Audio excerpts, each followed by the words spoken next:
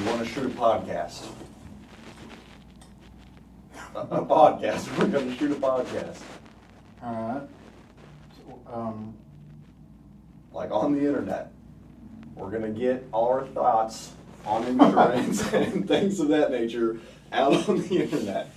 Okay. See? So, people are going to be interested in our thoughts. Well, I don't know if they're going to be interested in our thoughts. Oh. But we're going to let them have it. Our thoughts will be out there. All right. All right, I'll do that. What are you doing? She's giving us our mics for our podcast. Is this my mic? I get to use this one? What do you do with it? Plug it in. Well, I think it's already plugged in. You just gotta put it on yourself. All right, I have a question before we get started shooting our podcast. How come we have the same shirts on? How come we have the same shirts on? That was a miscalculation. Okay. I'm gonna put that on you. But we're not going to wear the same shirts every time. We could. That could be our thing. I'm not sure it's going to be our thing. We have bald heads, all right. matching shirts. So I don't know a lot about podcasting, but does our podcast, does it have a name? It can have a name. Well, have you given it a name? Yeah. All right. I want to know the name of the podcast. The Rating Factor. The Rating Factor. All right. Think about it. Let it sink in. Because we're insurance people. Yep. Okay. Yep. It's pretty, well, I can't say that, I guess. But, okay. All right. I'm good with that. Okay, so what are we going to talk about? We're going to talk about insurance. We can talk about insurance. I mean, depending on how far it goes, we can talk about other stuff. Financial related things. We have mortgage people, we can talk to them. Roofer people, talk to them. Anything about the home insurance market, auto insurance market. All right. All right. Well, I don't have all day, so what do you want to know? Well, you're putting me on the spot here. What do you want to talk to me about? You brought me in here. Well, let's see. Let's start this one just simple. Home insurance. Home insurance in Texas. Home insurance in Texas. Because I think that's most people's main complaint right now. Rates are so high, everything's skyrocketing. You're a 35-year seasoned agent. Okay, I get it. So you want to know what's going on? We want to know what's going on. All right. Why are my rates so high? Why are they tripling? Why are my deductibles doubling? But you don't want me joking around. You want me to you want to be serious about it. I think I would. Listen, you're on a podcast. You just want to know. You're a personality. You want to say it, but you got to entertain the people. All right. I don't know how entertaining I'll be, but okay. You're an entertaining Home person. insurance in the state of Texas. Well, I do business in the state of Texas. I do business in Colorado and Arizona. So I guess that's kind of a loaded question because the rates in the market in each state actually are quite different. So let's talk about Texas. I was born and raised here. Okay, so in Texas, I guess what's happening is, one, we have a lot of weather in Texas.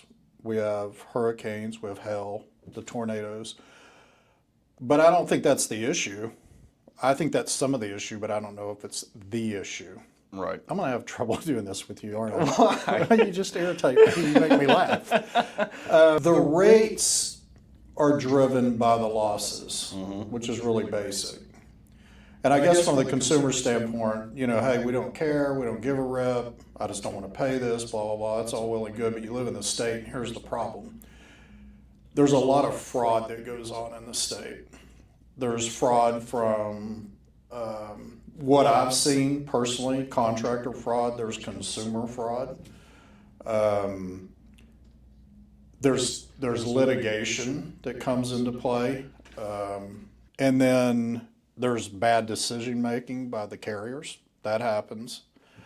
I think the weather systems, the amount of damage that's occurring from the weather systems is much greater than it used to be.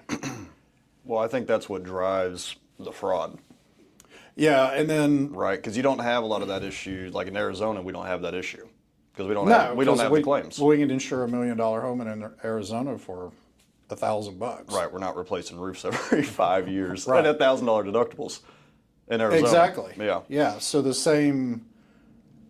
It breeds it in Texas, the storms. Yeah, and then as the cost of everything goes up, we start looking. I mean, I would be the same way. Like, I don't want to pay this out. How do I save money? What do I do? I've had this, I can't afford this or whatever.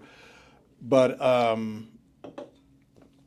that's the main change that I've seen over time is the severity of the losses. I hate to say it, but the fraud that goes on in the industry. And we don't, as consumers, I don't think we care because we're like, oh, well, who gets hurt? It's an insurance company, it's a name. I think people get lost in the fact that they are the insurance company. Right. If you put your money with that company, you are that company. Right. So if you cheat that company, you're cheating yourself. And that's why the rates go up. I mean, no one wants to talk about that. Everybody wants to, I think, sit back and act as if nothing's happening.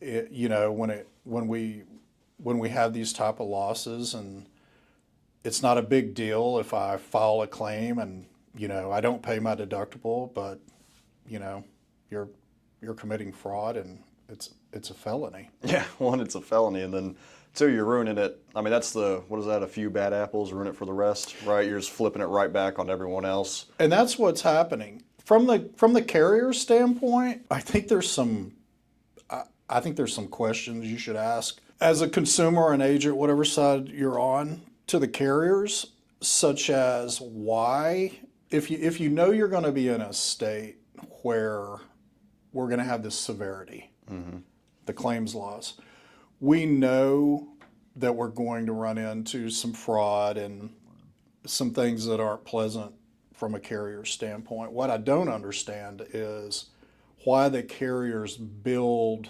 in, I don't know how to say it, in the products that they offer. Build in more losses. Yeah, they kind of accept the losses based on the product, and then they try to make it up on the rate side. And I mean, this because we have some newer companies that are in, and they're like, hey, we're not going to do that. We're going to limit the amount we're going to pay out on this type of loss. We're going to stop offering this type of coverage because it's being abused. Right. Go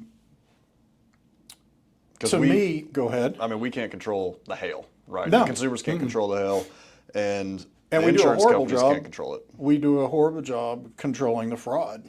Right. I mean, when was the last time you had a carrier go, oh, we know that happened? Yeah, well, all the time. When we were talking about that the other day, like there's no waiving deductibles, right, on roofs is a big deal in Texas. That happens all the time. We know about that.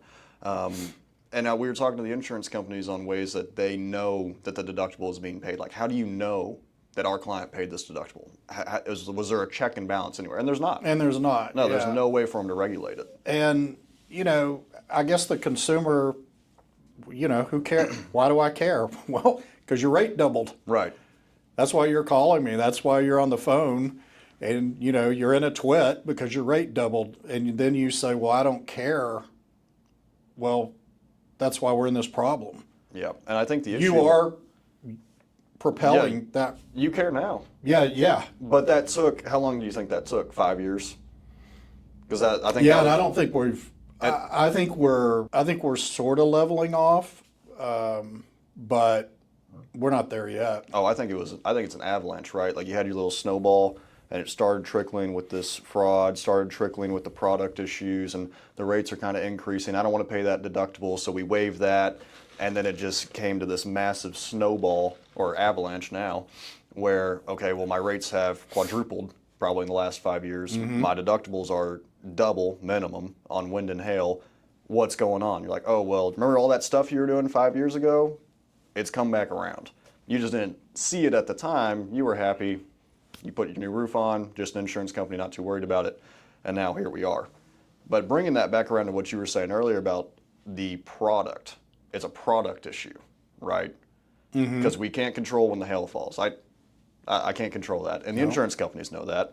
They know that's their biggest loss, so they can rate for the hail somewhat, but then you're saying they're building in all these other coverages from a product standpoint, right? Well, they offer, as a consumer, like I'm a consumer and my rate's coming up in August and I'm like, oh my gosh, my rate's going to be $10,000. So I'm looking at my options, and of course I have a better understanding of the options that are available than most people do.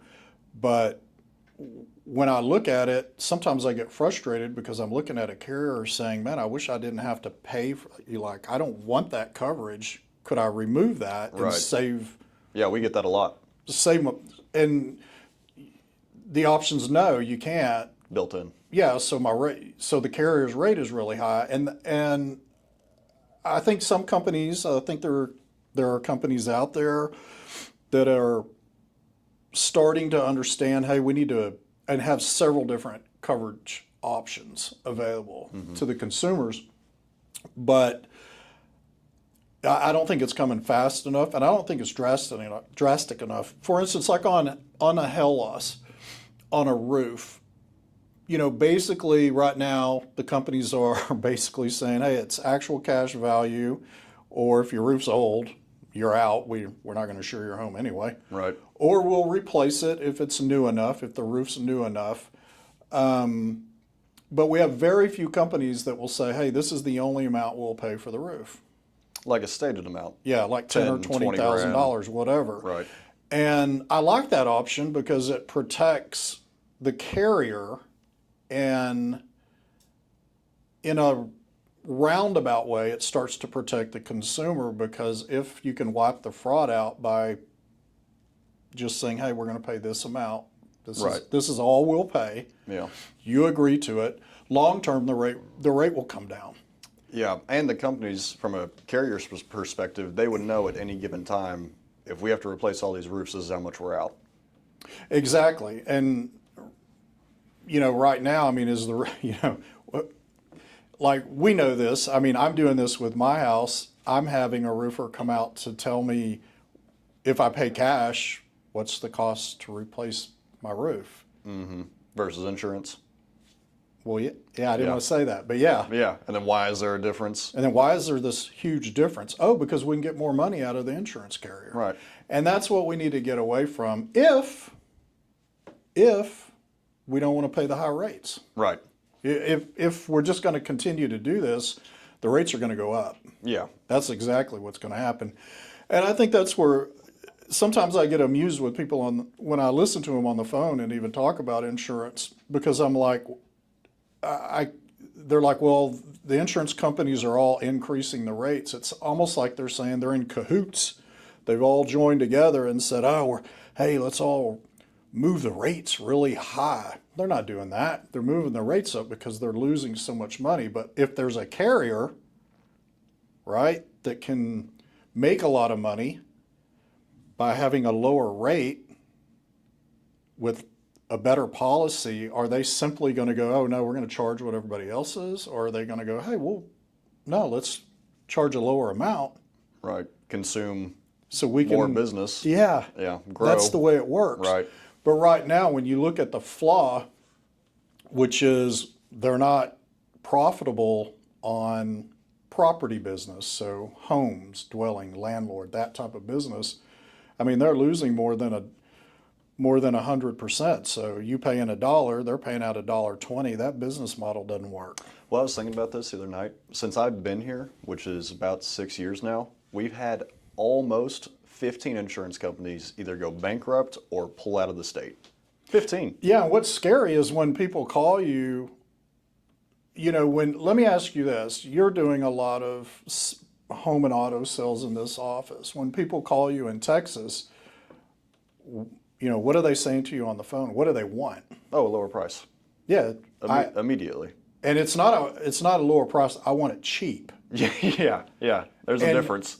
And those companies that went out, they were cheap. They were cheap. Yep.